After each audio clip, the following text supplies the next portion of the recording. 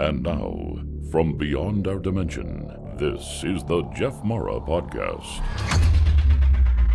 Here's Jeff. My guest is Randall Rathbun, computer scientist, aerospace engineer, and mathematician who met God during his near-death experience. Randall, thank you for joining me and welcome. Thank you very much for having me, Jeff. I appreciate this opportunity to share about the spiritual world and to share about God the Father in particular, because he was so intimately involved in the rescuing me.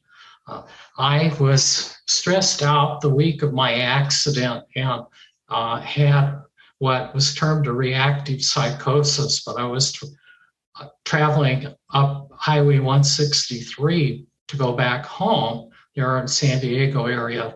And I did a really dumb thing. I actually listened to a voice that spoke to me and said, "Take your hands off the steering wheel."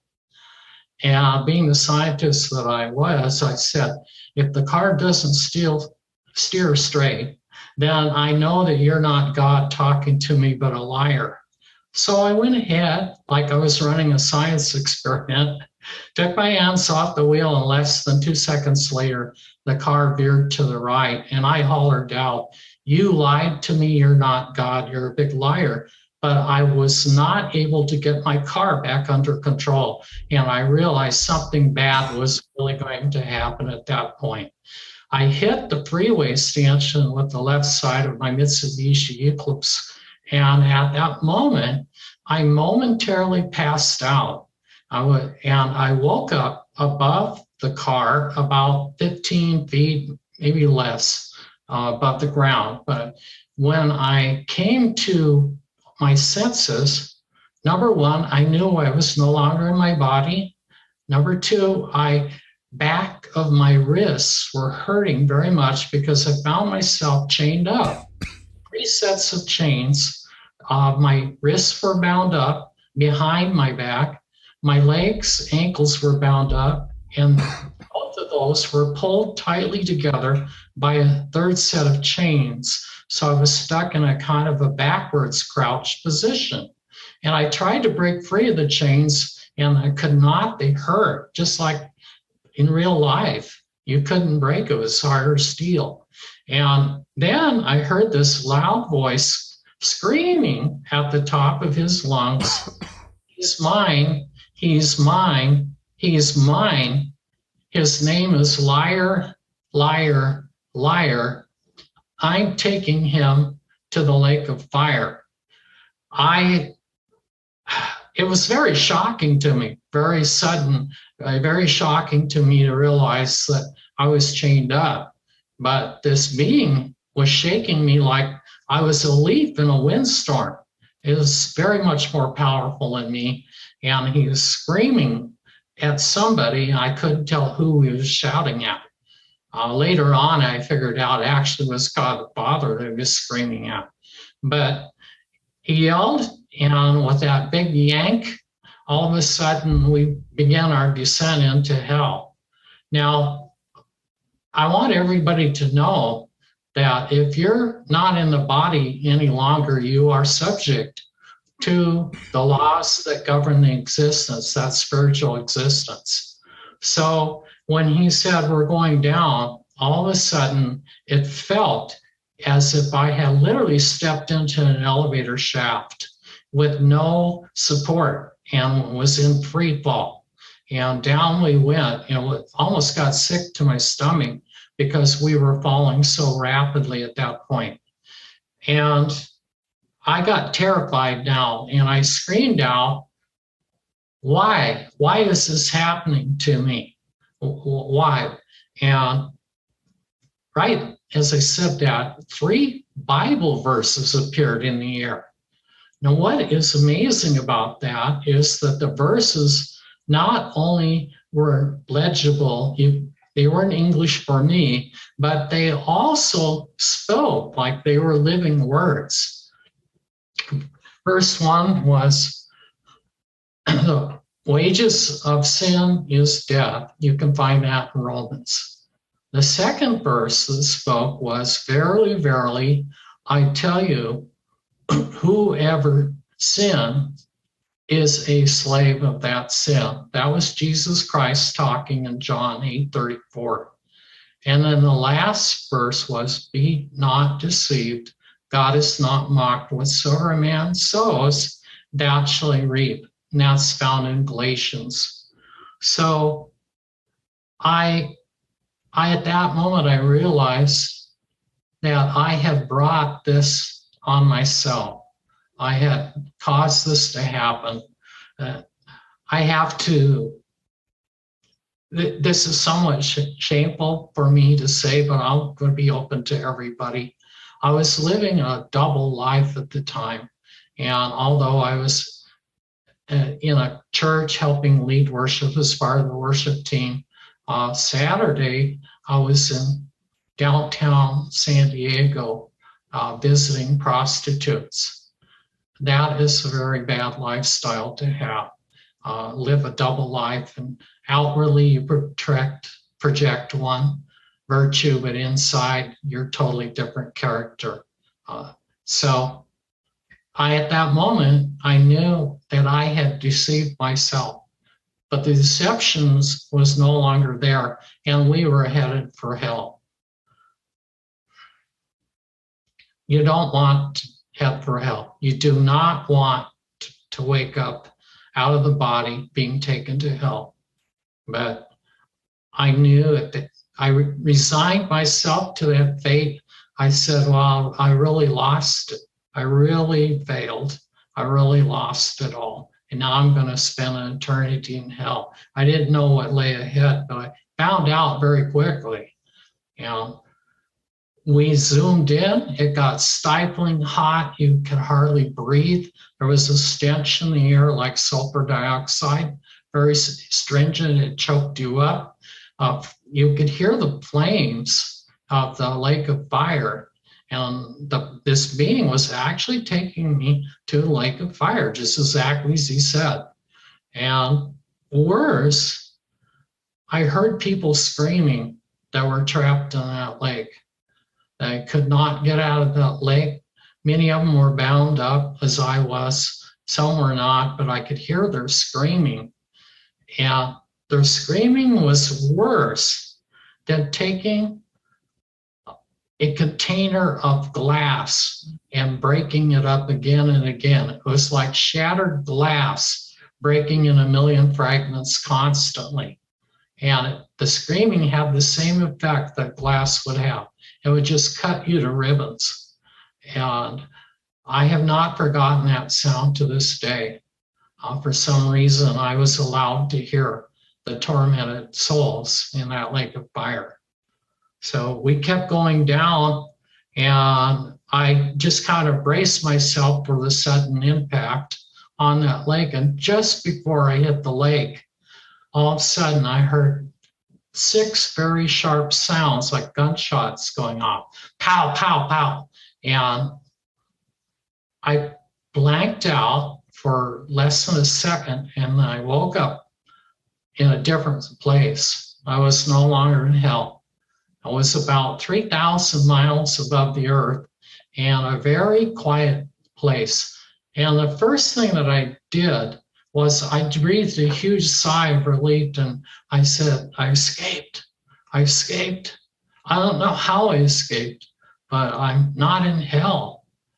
And I sat there, it seemed about 5 minutes, and then all of a sudden, God the Father spoke to me. Very authoritative voice. Place I was at literally shook with the sound or the authority of his voice. And he said, my son, you and I have an important decision to make. And I'm going to give you all the time that you need to make that decision. And I knew that he was talking about whether to stay there in the spiritual world or to come back to life in the body physically. Was actually giving me a choice. And then he said something, and I want to share this with everyone. This is a word that every human being needs to hear, spoken into their heart at least once in their life. but I had not heard it from my own dad for 52 years, 51 years. And it was this: God the Father said, I trust you, my son.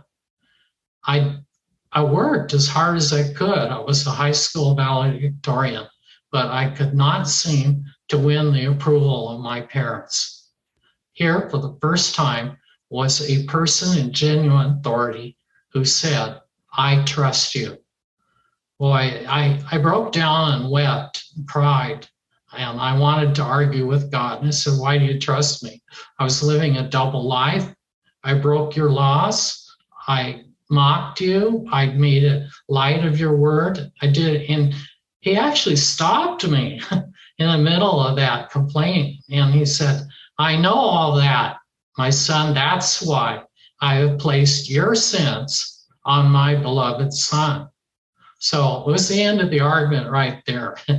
I realized, don't argue with the greatest authority. If he's telling you he knows, then he knows. So I stopped, and he said, I'm going to give you a taste of heaven now. I'm going to let you experience 7 places in heaven. And I was really literally dumbfounded, because earlier I was almost at the lake of fire, just about ready to end up trapped there forever and ever and ever. But all of a sudden, God is giving me a taste of heaven. His grace is absolutely unbelievable. And it is pure grace too. Nothing in me deserved anything. And I knew that.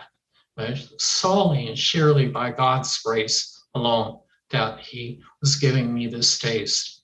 So instantly, I was in front of a beautiful, beautiful university building there. I was amazed at how awesome it was. It was over 6 stories high, made of pure white marble or alabaster. The windows were open. There's no window glass. Windows in heaven are open. They don't have glass in them. So if you want to go out the window, you can. But the building shone with the glory of God and the light. The glory of God is the light that literally lights up all of heaven. And this area was just literally glowing with the glory of God. And I have to also say that because heaven is full of life, it felt like a beautiful, beautiful springtime day. You just had a sense of life in everything. I could hear the birds singing, and there's an underlying harmony or melody that goes on in heaven. I could kind of make that out, but my focus was on the building, and I said to God the Father really naively, whose building is that? And without missing a beat, he said, that's yours, my son. That blew me away. I said, mine? What's the university doing up here? And he shushed me and said, Randall, all knowledge comes from me. I gave you the mathematical knowledge that you have. That came from me. And up in heaven, you can continue your studies in mathematics if you want to. And I have a university set aside for you so you can teach others heavenly mathematics. Was kind of the way he said that. I was so stunned. But the important point for everyone is that God the Father knows exactly who you are. He knows exactly the talents and skills that he put in you. And they're not here just during this earthly lifetime and you lose everything. No, we are actually starting an eternal journey, and we start here in our earthly lifetime, but we take our skills and talents with us because they're literally are a part of our soul and spirit, which lives eternally. So God was teaching me a big lesson here, and I was just stunned. Next, I was suddenly taken to a beautiful apricot orchard, and it was blooming, but was also full of the most pure, most fragrant apricots you could imagine. Now, God knows our hearts, and he knew that when I was in the fourth grade, in Porterville, California, that I loved the apricot tree that was in my dad's backyard. That tree would have so many apricots, the branches would break. And I just loved that tree to pieces. I absolutely loved fresh apricots. And here I am in heaven, and God asked me the question, how do you like my apricots up here? Go ahead, pick one and eat it. So I reached out, plucked one off the tree, and much to my surprise, when I plucked it off, instantly a brand new flower appeared where I had just plucked the fruit, and it was going to grow another fruit. And I was stunned. He knew my thoughts, and he said, Randall, there is no death here in heaven at all. When you pluck the fruit, the tree begins instantly to replace that and to grow another apricot. This is how things work in heaven. And I also realized that everything on earth is a copy of the heavenly things. And so the apricots that I enjoyed here down on earth were actually designed after the apricots. They're very much real in heaven, even to this very second. So we were there, and next he took me to a wheat field. I was surprised by that, but a wheat was growing in heaven, and I got to actually walk through the wheat field. And the Father made a remark about the bread of life, that the wheat symbolized the bread of life coming through his Son. And so the wheat was actually I'd say facsimile. The wheat was a plant that actually showed how the life of God would come out, not only through relationship personally, person to person, but it was also in the plants. So God puts a part of his heart in everything that he designs. I was amazed by that. Next stop was a convention center. People were talking in a big area, and the Father strategically positioned me in the back of a room. We had about 200 to 300 people in the room, and the speaker was talking, and he was giving an oratory. Well, without realizing why, I started to cry. And the Father stopped me and he said, Randall, I know that you wanted to win that debate contest in Billings, Montana, but your partner let you down and you lost that opportunity in your earthly lifetime, and you were never given a chance again.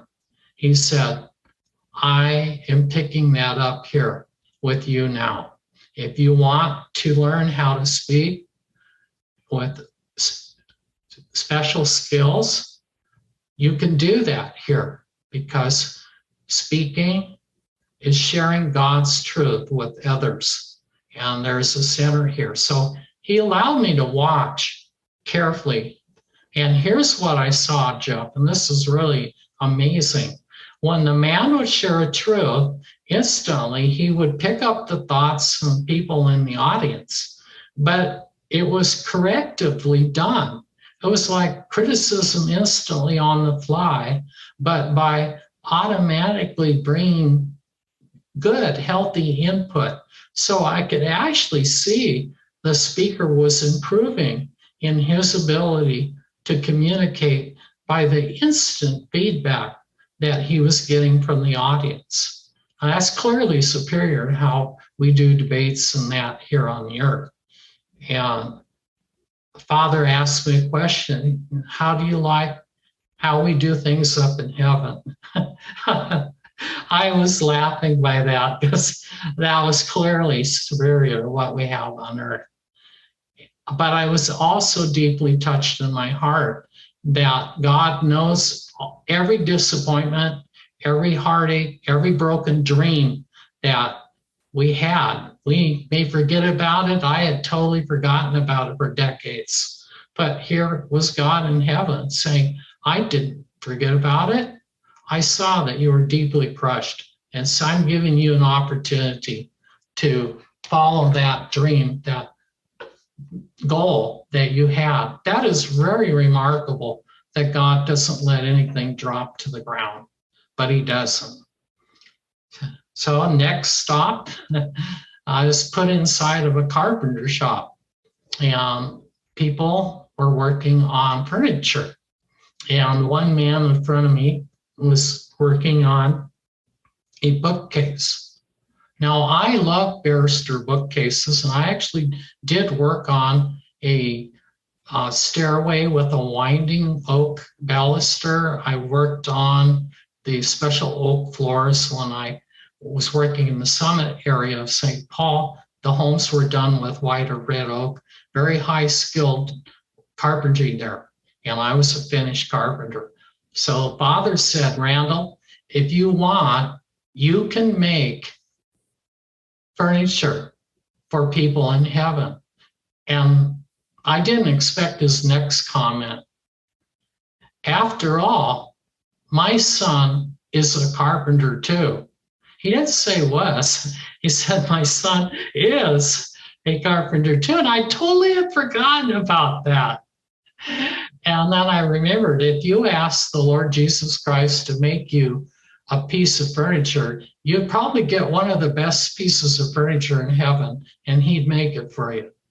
So we get a privilege and a joy of making things for each other in heaven.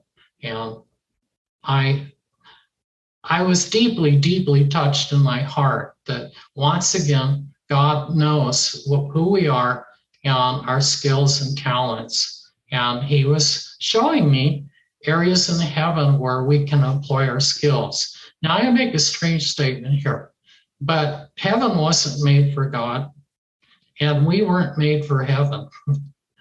Heaven was actually made for us. Creation was made for us, but heaven too. Okay. Heaven is very special because of the presence of God, but being the infinitely smart person that he is, he made heaven a place of incredible beauty, incredible harmony, incredible joy, incredible love, incredible light and glory. So I can't even begin to adequately describe everything that heaven is like. You actually have to go there and experience it to know what it is. But I fail. Earthly words do not adequately describe what you experience in heaven. And I know people who've been taken to heaven, they feel sad that they cannot share adequately what heaven is like. And so I feel a little bit sad at talking to all of you at the moment. But heaven is far beyond what we can even imagine here. We went to 3 more places. I do remember one was the playground, and I was allowed to play with the children up in heaven for a while in a beautiful, beautiful playground with the most luxurious green grass. And the grass doesn't stain your feet. You can run in the grass and skid on it like tobogganing, and it doesn't leave a grass stain on your garments. It's perfect. There's no dust in heaven. Everything is very, very much alive. So I got to experience the fun and the joy of the children. There literally are millions and millions of children in heaven right now who are waiting for us to join them. God doesn't allow a single human life to be lost, and so he scoops up the aborted children, the unborn children, children who've had accidents before the age of accountability, per se, but they're his, and he guards over them and watches over them in heaven. And one day, you and I will get the opportunity of seeing them and being joined with them in that heavenly atmosphere. I am so touched that God cares this much about children, but he absolutely does. The last stop in my taste of heaven was right before the throne.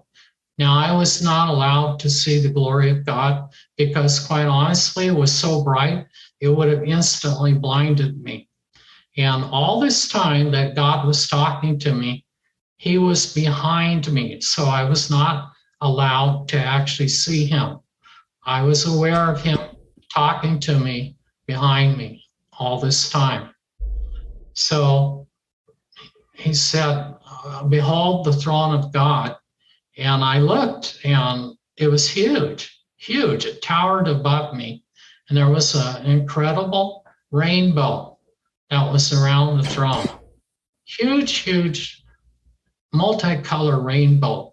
Right next to was the deep, deep purple color, a deep purple ring. And the color graduated to dark blue, then it went to pure blue, to blue-green, green, green, yellow, yellow, yellow, orange, orange, red. And then at the very out from the red, it went back gradually to the golden color that is in most of the light in heaven has a golden color to it. So it blended into the gold color. But my attention was instantly drawn to the purple part of that rainbow because I could see creatures in there moving around, singing glory to God. And so when I focused in on them, all of a sudden I realized that they were the seraphim, and they were singing absolute pure worship to God the Father. And it was the purest worship possible. And I was instantly melted inside, instantly wept and wept and wept because of the purity of that worship. And I'm sorry, just remembering it fills me with so many emotions right now. That God spoke to me and he said, how would you like to join my angels there? And instantly I couldn't say no. And I was put right in part of the purple fire, that purple part of the rainbow. It was hot. It was really hot, but it wasn't a burning, deadly type of hot. It was just this incredible hot. And I was given to instantly know that that was the holiness of God that was making that incredibly hot feeling. But it was also super pure. And the archangels, the seraphim, were actually moving around, and I'm going to make a couple motions with my hands here. They were actually going both directions, and they would pass through each other as they were going back and forth through this purple part of the flame, the rainbow. So I actually got to participate there for about a minute and a half. And when I get to heaven again, I want everybody to know I will definitely be at the throne listening to those seraphim worshiping God again. That is one of the highlights of heaven, absolute highlight. So the Father pulled me out of that, and what did you do that for? And he said, Randall, I want you to make a good decision. Had I allowed you to stay with the seraphim longer, you would not have make a good decision. So I realized what the Father said was right. He wanted me to consider all the 7 things that I had tasted and experienced, and then make my choice. Well, at this point, I felt something was missing. I still couldn't make up my mind. I knew I had all the time. God told me I had all the time to make my decision.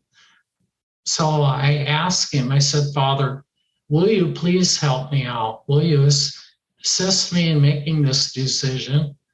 And he said, gladly, my son. And instantly in front of me was a beautiful tapestry. And at the same moment, I saw the tapestry was like a long fence. It stretched, at least 100 feet or more, very high and tall. And at the same time, I knew somehow it was connected to me. So I asked the Father, what is that? And he said, Randall, that is your life and the eternal rewards that I've chosen to give you. And then I instantly knew I was looking at my own life, and there it was right in front of me. God knew every detail, including the future, and he was showing me that too. And I saw the first 18 years before I was born again, it was all grayed out. And I asked the Father, why is that grayed out? And he said, you were not born again. All your works at that time count for nothing. After I was born again, then my obedience to the Father's will is what he considers his work, and he rewards us for obeying his will at that moment. My tapestry had lots of black holes in it. And I said, why are there so many black holes there? And he said, son, you were sinning. That's all he said. And yeah, I got it. I got it right away. That I had put black holes in my own tapestry because of my own stubborn, selfish will. If I can say something to all of you again, please, please don't put black holes in your tapestry of life. God has a plan for every individual. It's uniquely chosen by God. It brings you the maximum happiness, maximum sense of fulfillment, and is actually designed by God to maximize your contribution to heaven, to everyone in heaven, and especially to God. So I really was very slow to pick up on this. And the tapestry, after I saw the accident, I was stationed right at that crease in the tapestry, right at the accident time. I saw that I had about 30 years left to live after my accident, which is about another 15 years as we're talking right now. But I'm age 71. Looked like the timeline cut off at age 86 for me. I'm a math guy, so I quickly estimated. God didn't tell me, but I could see. So it was tapestry didn't have as many black holes after my accident. And I asked the Father why. And he said, because, Randall, you have chosen to obey me more fully. So God gives us a chance. And he had obviously given me the biggest break in the universe by snatching me out the lake of fire just before I hit the flames. And here I was in heaven, and I could see that he was allowing me to make an improvement on obeying his will. Now I want to be real careful here. Salvation is a gift solely through the grace of the Lord Jesus Christ. It does not come through any works that we do. Indeed, we are totally incapable of winning salvation. But God explained that the gifts that he gives to us in that tapestry was because we were cooperating with his will. That's the way God has arranged heaven to be. He's put Jesus Christ as the chief cornerstone, and we literally are adopted in as part of the family of God. That is awesome, awesome grace from God. So I looked at all of that, and something clicked inside of me. And it was this. I said to God, there's something wrong here. You have been giving me the best of heaven, but I've not even stopped to think of one moment, how do I love you? Heaven runs on love. and I've been taking everything in. You are awesome, incredibly gracious God, but yet you've not even said anything to me about what you want. How, Father, can I love you? And he didn't even speak. Instantly, I knew in my spirit he wanted me to come back to earth. He wanted me to share about heaven and hell, and especially about himself. And I said, Father, I'll go back. And he said, are you sure, my son? And then he played my automobile accident, the rest of it to me before it actually happened to my body. And I saw myself being bashed, literally almost to pieces in it. I saw my concussions. My back was almost broken in half. I knew I was going to break. I broke 3 ribs. I knew I was going to break ribs. Almost broke my arm. And I was a real mess. And Father said, are you sure you want to go back? What a gracious God, asking me, do you want to go through all that pain in that accident? He was still willing to give me a choice. And I said something, and I share this with all of you as a way of taking a big hint. If you want to make somebody happy, this is what you say. And I said this to God the Father.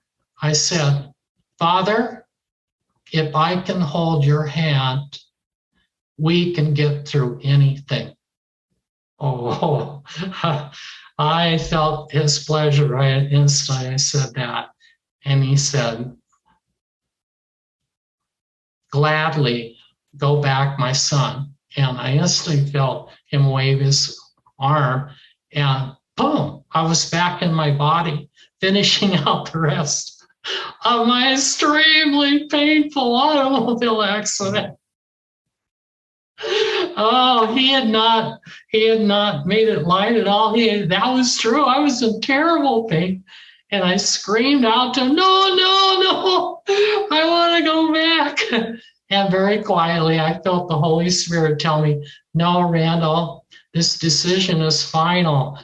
The hardest part was after I got duct taped to the gurney, I was brought in, intubated to the ER, and I had a tube inside of my throat for, I'm guessing, somewhere between 3 to 5 hours. My body literally thrashed around from that choking sensation. And I had to hold on to God with every ounce of strength that I had to get over that choking experience. Finally, the tube was pulled out. And at that moment, I knew that I had come back from an eternal death. And I knew that I was back on earth. And I knew that I was now safe, even though it took 8 months for me to recover from all of that. It took a long time to heal. My back, in particular, had awful spasms. I'd get one, and I'd literally scream from the pain and literally fall onto the floor. That was in November after my accident. But I got through that with God's grace. So I'm here today. I want everyone to know, don't take advantage of your Heavenly Father. Don't be a fool, as I was, and live a double life and then expect that you're going to escape the consequences. There is a very real hell, but God did not design that for human beings. And Jesus said that, okay? But we put ourselves under the authority of evil agents called demons, and they have control. I was actually chained up, and I was about to end up in hell forever and ever and ever and ever. And I tell you, you can't even take 5 seconds of hell. That's how bad it is. So please be wise. Turn to God. And he has a son called Jesus Christ. And the Father said, he is the doorway to heaven and to me. So we come to God the Father through the Lord Jesus Christ. We ask God to change our hearts, to make us born again, and we ask Him to adopt us into the family of God. And then we stay true to God the Father the rest of our earthly life until one day we re-enter heaven. I've actually been taken to heaven 2 times, and I can tell you this, heaven is absolutely worth it, and it's worth every ounce of strength that you have in your being to make sure that you will get there, and that is by hanging on to the Lord Jesus Christ for dear life. So that's my story. I want to thank you very much for giving me the opportunity to share this. Randall, thank you for sharing your experience with us. So, do you believe it was a demon or the devil that took you down to hell? It was a demon. Satan has his angels. He's got literally millions of beings. When the Gadarene demoniac, Jesus delivered him, there were over 2,000 pigs, I believe, that went into the lake there. Well, those were demons that got inside of those pigs and drove them into suicide. So it was a demon, not Satan. Did you happen to see the demon? And if so, what did it look like? I actually did see that particular demon, but that was back in 1972, believe it or not. I woke up one night in a dream, and I suddenly was aware that something was very wrong. And I looked around toward my left, and instantly I was blocked. And I got very frustrated and said, I will turn around and look. And I broke the stranglehold. It stopped me from turning to look. I broke that and turned to look, and I saw that demon. Absolutely horrible. I was instantly shocked. The evilness, when you see a demon for the first time, you will be shocked, absolutely shocked. I was almost afraid, but it was about 5 feet tall. He was dead. His skin was like black leather, a little bit mottled. His figure was shrunk. I also knew that he was very, very old, at least thousands of years older, if not older. And also was aware that he was more deadly, dangerous than any cobra or any other snake in the world. You didn't want to fool around with this sort. And I made a mistake. I looked into his eyes. There were tiny pricks of red light flashing in the center where the eyeball would be. And the moment I tried to stare him down, instantly my eyes were poked like ice picks went right into them. And I screamed out from the pain and realized that he had done that to me, and he didn't like me looking into his eyes. So that was a real glimpse that God allowed me to have, to see that demon. What do you think it was that made you susceptible to the demon? You're asking a really good question here, Jeff. Thank you. The sins of the fathers get visited on the children. I didn't know it at the time, but apparently my father was not so faithful in his marriage. I did find out later on that trait continued with him, but it literally opened the door for unhealthy spiritual influences to come in at a very early age. And so I do remember high school, after puberty hit, then things got really bad. And went to college there at Bozeman, but my roommate invited me into his dorm room one night in October.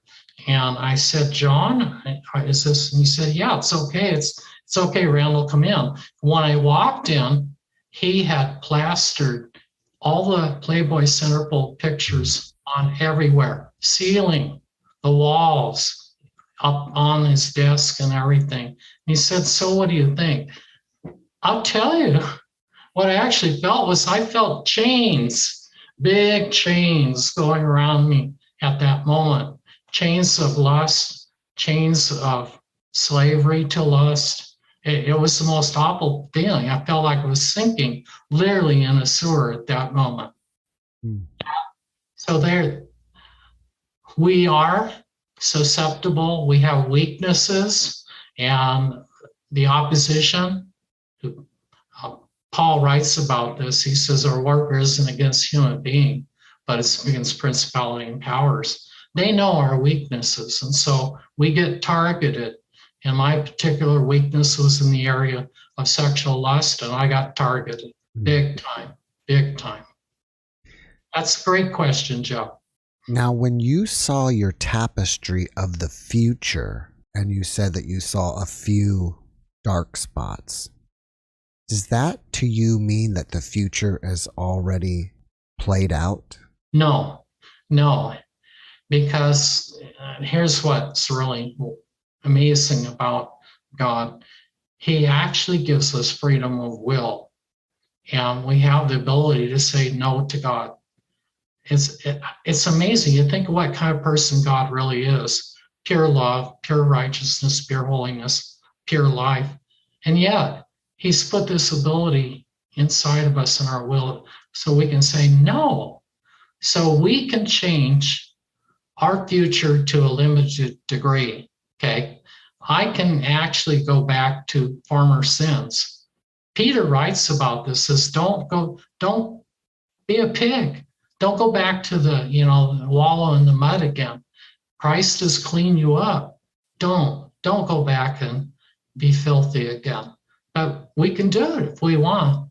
So if we want to go back to hell, we can. Can I say it that way? Mm-hmm. Does it affect you at all that you know when you may finally end this life on earth? No, the Father didn't tell me that. Here's what's important. Thank you for reminding me. When Moses said to the burning bush, he said to God, who shall I say and sent me? God said a very key verse, and I as a mathematician get it. He said, I am sent you. I am is present tense. It's not in the past, it's not in the future. It's right now. And so God doesn't want us to be burdened down with anxiety about the future. He doesn't want us flooded with regrets about the past. What he wants is fellowship, cooperation with him right now in the moment, because that is all we really have. We don't have the past, we don't have the future, but we got right now. And so God is saying, make the best of this right now, and I will be with you and help you to do that. The reason I brought up the question is because I understood it to be that you had at the time that you learned it like 30 years left, and now I thought you said you had 15 years left. Is that a misunderstanding on my part? Yeah, my accident was August 30th, 2002. Okay, that's a little bit more than 20 years ago. At the time, I saw about 35 years forward from there. So 35 minus 20 is about 15 more years from right now. After you came back, did it take a while for you to process this experience and slowly make changes in your life, or did you immediately make changes in your life? Actually, both. First of all, I couldn't talk with anybody about what really happened, not even my own stepmother. My mother was in a different location, but I didn't share with her. I kept very, very quiet about this. And then I started realizing maybe you should start putting it down.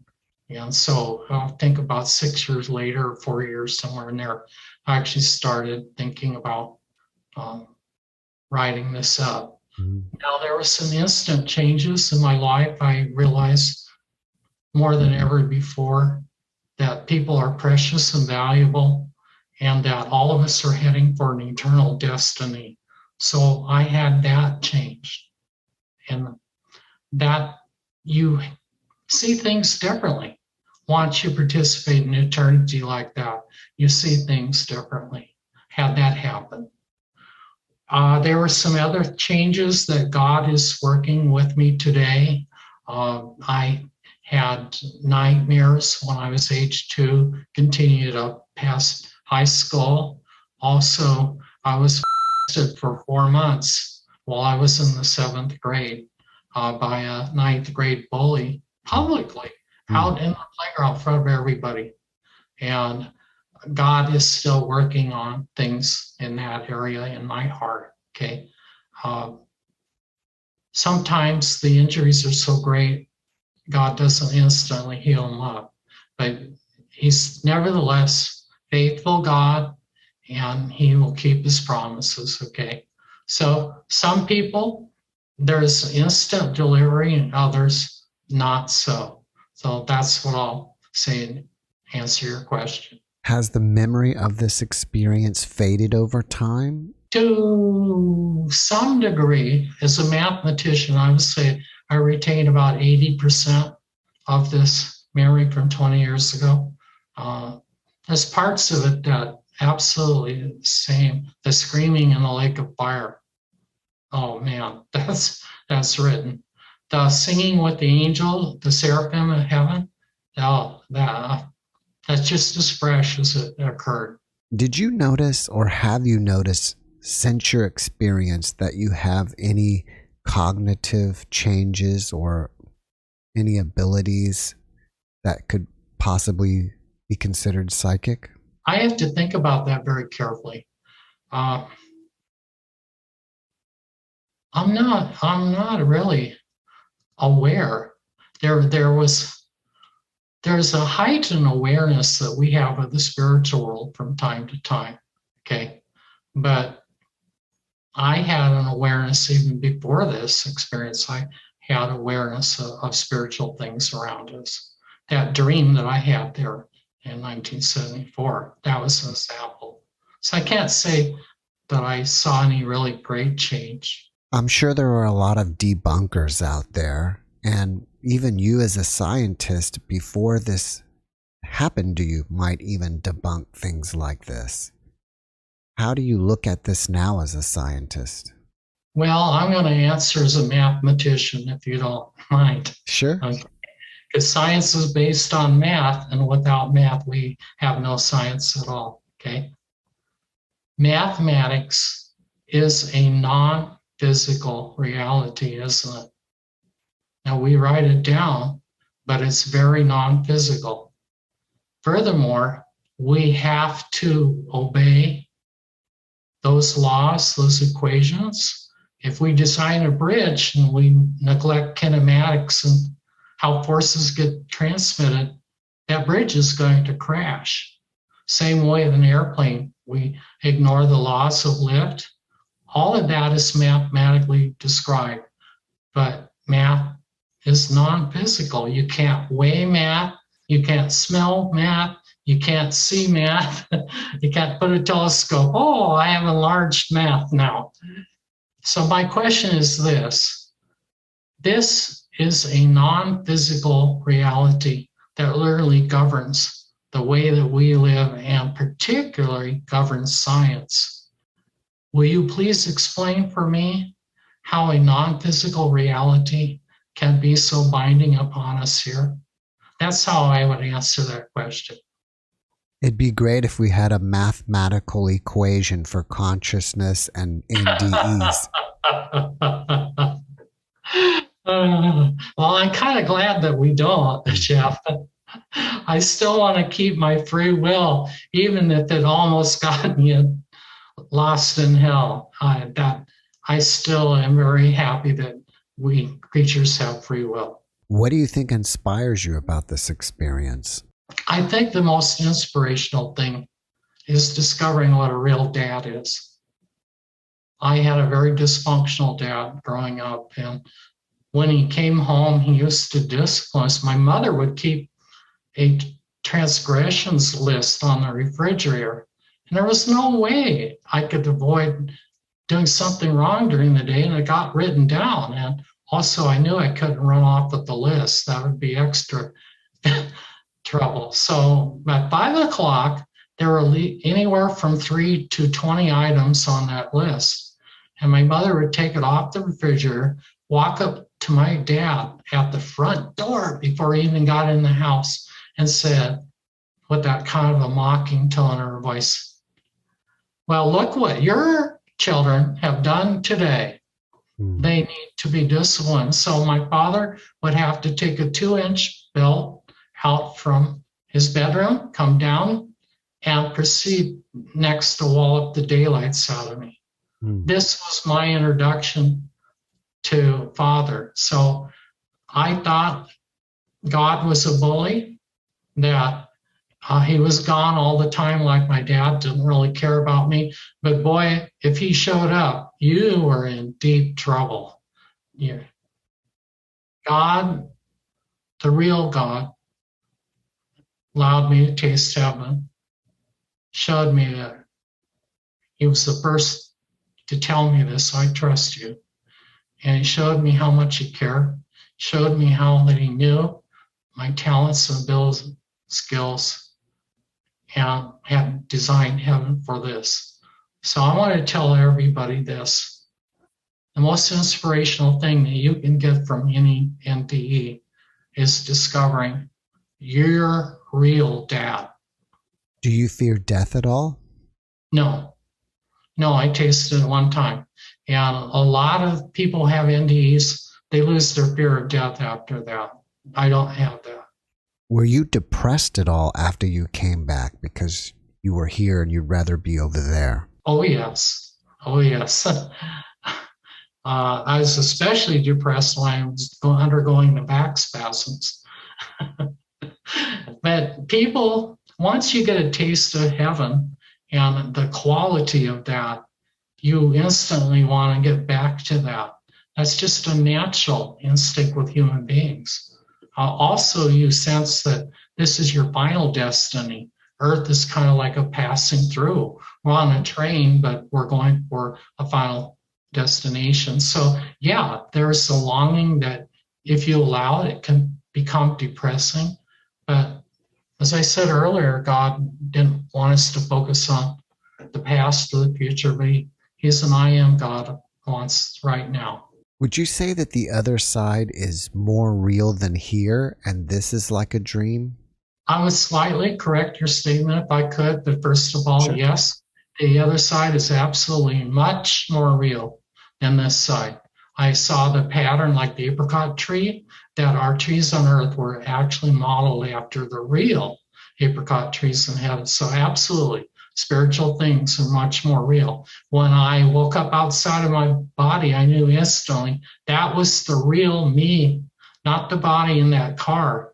And also that the laws, consequence and action and thinking, things would happen there in the spiritual world by just thinking, by power of thought, but they're much more real.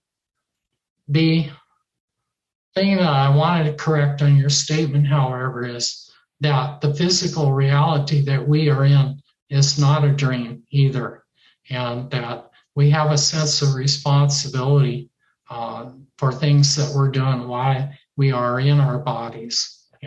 That's mentioned in the scriptures too. So do you think it's possible that our physical reality is a copy of heaven? Well, I'm going to stick my neck way out here, okay, because both the math and the science guy, we've heard about alternate universes and so on. Well, it was one thing for God to create a spiritual world and create angels in it, okay. But they would see God and they would instantly know their obligation to obey him because he's obviously superior authority and force and wisdom. Just his being is infinite. So they would feel that obligation all the time. But I like to believe that when God created mankind, he said, I'm going to do something new. I'm going to create beings who can't see me. And they're locked in a physical realm, so to speak. And I want to see if they're still willing to serve me and obey me, worship me, and thank me. And so I think that's what he did, put us into a physical reality. So we are actually in a dual world. Angels aren't in a dual world, but we are. So we've got two things happening. We've got that connection to the spiritual realm, but we're also physical beings. So I think God, that's why that verse in Psalms, what is man that thou art mindful of him? You've created him a little lower than the angels. Yet, if you keep reading, it comes out that God's going to put everything under our feet. That is really amazing. So, my personal opinion, why God is so gracious to us, is because he saw the fall. He saw all the damage and the death that Satan and his devils would bring to literally the universe, not just our planet, but it's fallen, it's corrupted. And yet God decided, and he didn't tell the fallen angels this at all, but he decided to be extra merciful and gracious to us because he knew how we would be viciously attacked. I didn't have anybody defend me when I was being knifed in my dreams as a 2-year-old, but that happened and it terrified me. Woke up paralyzed, dripping with sweat. Now, how could I defend myself? I was just 2 years old. But God has proved himself to be a faithful God. And that one verse that says, I am with you, I will never leave you and forsake you. God has proved that verse to me. So that's what I'll say about this dual reality that we're walking in. Okay. Is it true that God created all the fallen angels, the devil, demons, all those negative beings? And if so, why do you think God did that? I don't agree with that. I'll have to just say this right up front.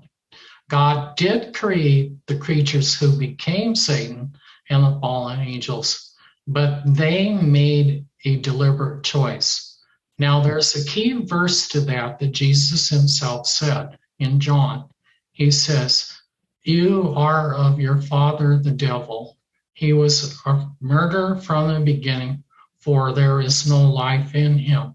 And then he says, he is a liar and the father of lies. So Jesus put his finger on something that was really key here. Satan was the author of evil, not God. God didn't create that, but that was actually created by Satan when he made that deliberate choice to go ahead and lie. So somebody will argue with me, and I actually had a religious teacher, a cult that I was in for 5 years, to argue that God created evil. I could never accept that. And I have talked to pray to God to please explain this to me. And I'm giving you the best explanation that I have, that this evil was created by Satan and his fallen angels. They changed. They were driven out of the very top level of heaven next to the throne of God. Okay. But unfortunately, they're still around our planet. And Satan didn't lie when he said to Jesus, I'm the God of this world and I can choose to give it to whoever I want. If you just fall down and worship me, then I'll give you all these kingdoms. He wasn't making an idle boast there, but we need to make sure that God is our God and that we don't worship anybody else. It seems like some of the places that you were shown in heaven were almost kind of like a life review because they were related to your life. Did you review any other things in your life with God? No, I'm trying to recall what actually happened. But you bring up a very good point. Since God is infinite and we are finite, God has to get down on our level in order to communicate effectively with us in a way that we can understand. Now, we grow and increase in our knowledge. Okay, I have much more knowledge now, age 71, than I did at age 2. But God has to give us pictures or snapshots that we can relate to. So he got down on my level, so to speak, and used things that I could instantly relate to in my own earthly life. He did it for two reasons: to communicate his heart, but also to show me some parts that I didn't know about good dads, that they know who we really are. When you said that we are finite, that's only in the earthly sense, but once you go to heaven, you're there for eternity, correct? Yes, yes. That's a tough theological question, Jeff. There is a sense that once God created us, He will not destroy us, that He designed permanent creatures to last for an eternity. But that's not the same thing that people, for fear of eternal death, were kept captive, that Hebrews talks about. That is talking about a literal experience of death, in the sense that we die in a condition away from God. And so that's what hell is. And God was willing to send Jesus Christ, come to the earth to live, minister for 3 years, to pay the full penalty for our shortcomings to God, and pay it in full, and give us an incredible opportunity to come back to a life that's worth living eternally. Can I say it that way? Okay. All right. Well, after watching this podcast, people may want to reach out to you and ask you questions. Are you open to that? And if so, how can they reach you? I am open to that. I can say how to reach me would be Randall Rathbun at protonmail.com. It's just my first and last name run together, Randall Rathbun at protonmail. But I have to say, I'll leave it in God's hands. Because I'll leave it up to Him what happens from this point forward. All right. Well, before we finish up, can you leave us with one last positive message? Heaven is real. Heaven is more real. You have a Heavenly Father that was so in love with you. He did not want you to miss heaven, and He did not want you to miss out on fellowship with Him. That He actually asked the most precious treasure He had, His only begotten Son, to come down to earth and pay a ransom in full, a debt that we couldn't possibly pay God back. And He did that of His free will. And He's only asking one thing. We just reach out to Him. Will you ask God to come into your life? That will be the most positive thing you could possibly do for all eternity, not just this lifetime. Randall, thank you for that message and joining me today. I really appreciate you, and I wish you the best. Thank you very much. Thank you. Thanks for watching the JeffMara podcast. I really appreciate you. Another way to show support is through YouTube memberships. And if you do, there are loyalty badges and other perks depending on your level of membership. All you need to do is click the join button underneath the video to find out more. Thank you for your support.